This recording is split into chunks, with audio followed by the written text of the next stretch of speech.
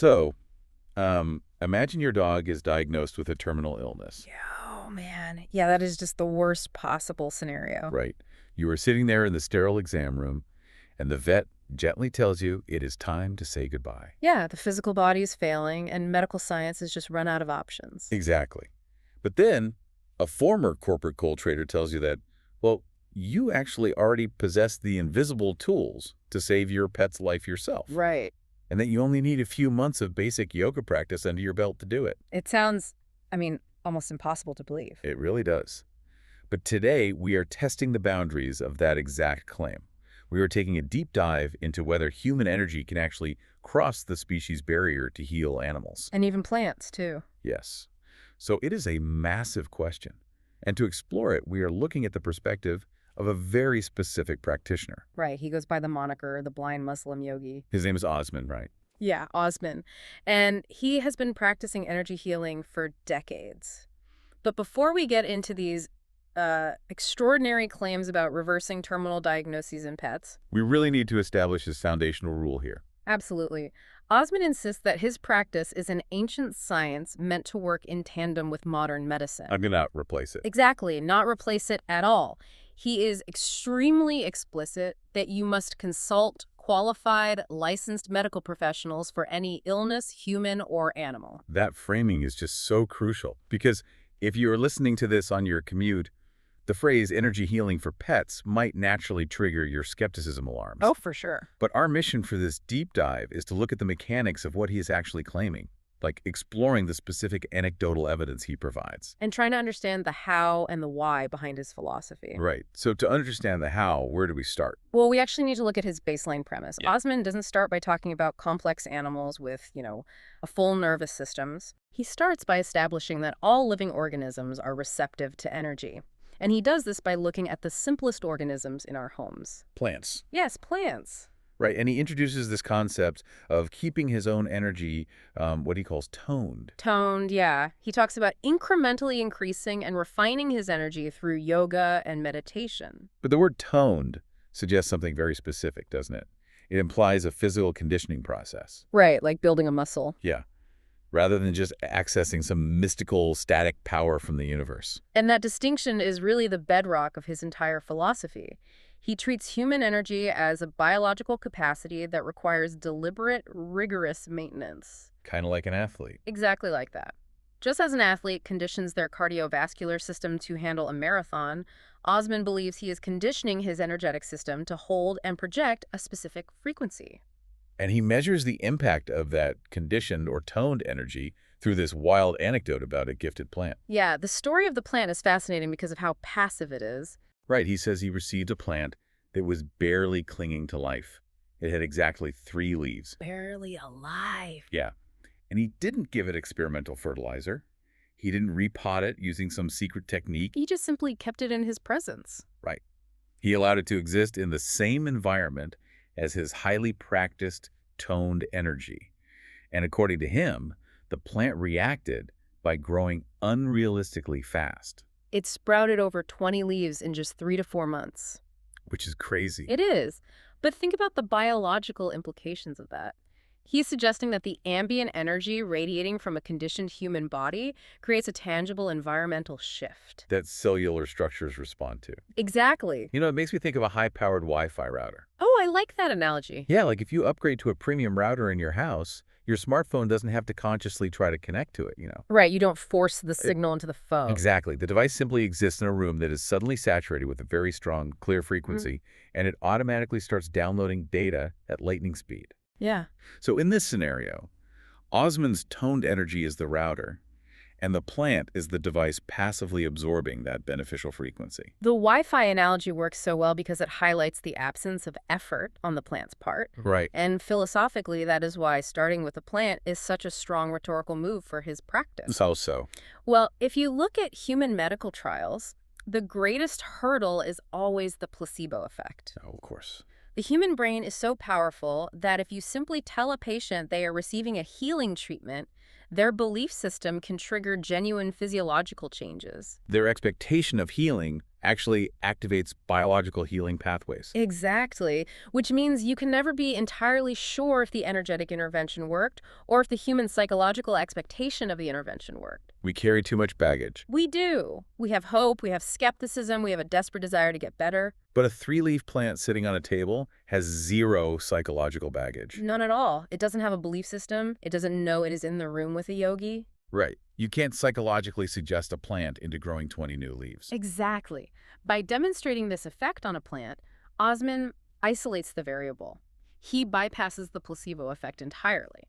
Suggesting that if the organism reacts, it is responding to a genuine objective shift in the physical environment. Exactly that. Okay, so surviving and thriving on ambient energy is one thing. That is completely passive.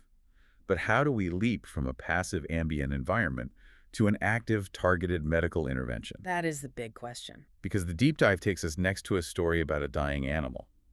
And the twist here completely subverts what you might expect from a lifelong practitioner. Right, because he didn't actually heal the animal himself. Yeah, this is where his perspective shifts from theoretical to highly practical. He shares a story about a student of his who was facing just a heartbreaking scenario. Yes, she had a 13-year-old dog that became severely ill. They went to the vet, and the diagnosis was incredibly grim. The vet essentially said the dog wouldn't make it. Yeah, and recommended euthanasia as the most humane option. And you have to remember the experience level of this student. She wasn't a lifelong disciple living in an ashram. Not at all. Yeah. She had only been practicing a very simple 20-minute daily yoga and meditation routine for about 6 months. A complete novice in the grand scheme of things. Yet, in her desperation, she reaches out to Osman and asks for his help to save her dog. And his response is what really surprised me. He tells her that energy healing can work, but she doesn't need his energy to do it. Right. He tells her she is capable of doing it herself. Right. And he teaches her a specific method. And the results were immediate. From the very first day, the dog showed improvement. They obviously refused the euthanasia. Right. And the vet confirmed the dog was getting better. Months later, the dog was healthy and living a normal life. Okay, I have to pause here, though, because this is where I find myself really struggling with the mechanics of his claim. Fair enough. Handing the responsibility of a terminal illness to a student with only 6 months of practice. I mean, it feels like handing someone a complex surgical kit when they've only taken a weekend CPR class. That is a great way to put it. How is a 20-minute daily habit enough to actively direct life-saving energy into a failing biological system? Yeah. What is the actual mechanism at play here? Well, your hesitation makes perfect sense if we view energy healing as a construction project. The construction project. Yeah, like you have to build new energetic pathways from scratch. That would obviously take years of highly technical training. Right. But Osman's core philosophy is that we aren't building anything new. The pathways already exist. Energy is a natural flow like a river. Okay. Illness in this framework is just a blockage in that river. Oh, so the student isn't performing complex surgery. She's just clearing debris. Exactly that. Osman believes that human intention acts as the steering wheel for this energy. I see. Her 6 months of yoga didn't turn her into a master surgeon, but it did teach her how to quiet her mind enough to hold a single pointed intention. In his view, you don't need decades of practice to open the valve. You just need enough discipline to stop getting in your own way. He basically empowered her to use the biological infrastructure she already had. That completely reframes the practice. It's less about acquiring a mystical superpower and more about unlocking a democratized human capacity. Yeah, it makes it accessible. But that naturally brings us to the teacher himself.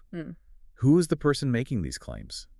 And how did he develop such an unshakable confidence in this system? His background is fascinating. It really is. When you hear the blind Muslim yogi, you might picture someone entirely detached from the modern world. Sitting on a mountaintop somewhere. Exactly. But Osman's background is aggressively corporate. Aggressively corporate is right. The duality of his life is one of the most compelling parts of his story. For nearly 50 years since his childhood, he practiced yoga, meditation, and energy work purely as a private passion. It was just a hobby. Exactly. But his actual livelihood, he was deeply entrenched in high-stakes business. Yeah, he worked in commercial real estate brokerage.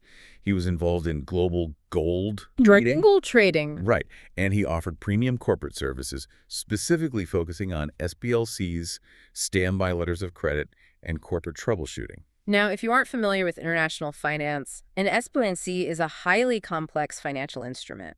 It sounds complicated. It is. It is essentially a massive safety net used by banks to guarantee payment if a complex chain of international trade events fails. Okay. To work with SBLCs and corporate troubleshooting, you have to possess a very specific cognitive skill set. You have to be able to look at a sprawling, chaotic corporate structure, identify the hidden bottleneck that is causing the company to bleed money, Right. and apply a methodical, rigorous solution to fix it. Now map that exact same cognitive framework onto an energetic body. Oh, wow.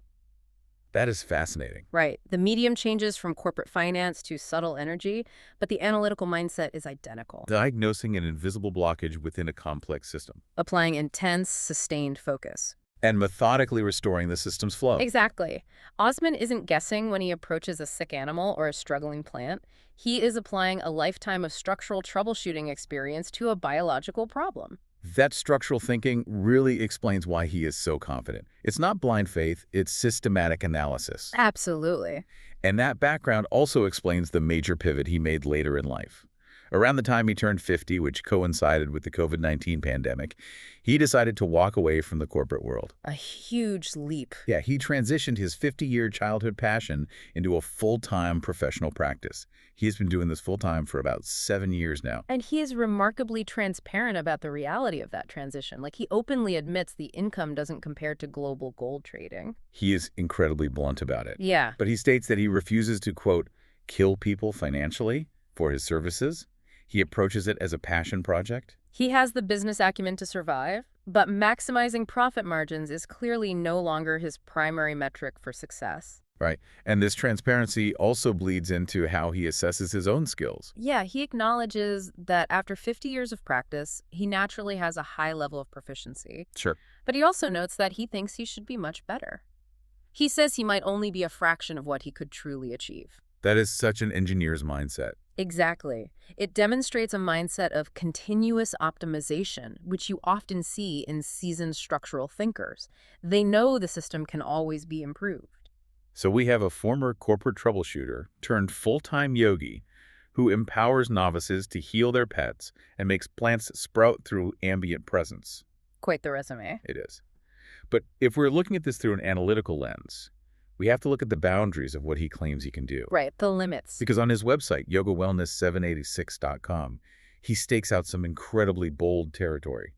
He claims he can send this healing energy telepathically Telepathically. anywhere across the globe, with a success rate of over 90%. And for many scientifically minded people, the concept of global telepathic energy healing is where the conversation usually hits a brick wall. Oh, absolutely. The leap from ambient energy in the same room to non-local energy across the planet is a massive one. It is. And if you are driving right now and shaking your head at the idea of telepathically healing a dog in another country, Which is a normal reaction. totally normal. Mm, But Osman actually meets that skepticism with a surprising amount of pragmatism. he does. In the very same breath that he claims a 90% success rate, he explicitly states, can I 100% cure it? No, not 100%. And that juxtaposition is vital to understanding his methodology.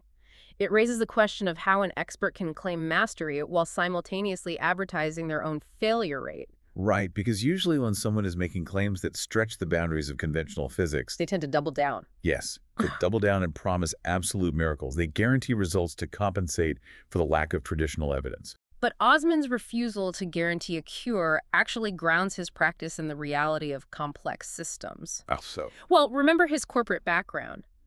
He knows that no matter how perfectly you optimize an environment, an infinitely complex system, like a biological organism, has countless variables you cannot control. That makes a lot of sense. By acknowledging that he cannot cure everything, and by insisting from day one that clients must seek professional veterinary or medical care, he positions his work as a supplement. Like an optimizer rather than a magic eraser. Exactly. He optimizes the energetic environment, but the physical host body still has to do the heavy lifting. Right. And sometimes the physical damage is simply too severe, and it requires a physical doctor to intervene. Or, unfortunately, it means the organism has reached the end of its natural cycle. Exactly. And that indicates a mature understanding of systemic limits. Yeah. He believes deeply that intention can cross the globe, likely viewing energetic pathways as non-local, where physical distance is irrelevant to the frequency being sent. But he also recognizes that once that energy arrives, it still has to interact with a physical body bound by the laws of biology. Well, we have covered some truly mind-expanding territory today. Hmm. We explored the concept of treating human energy like a conditioned muscle. Something that must be deliberately toned. Right.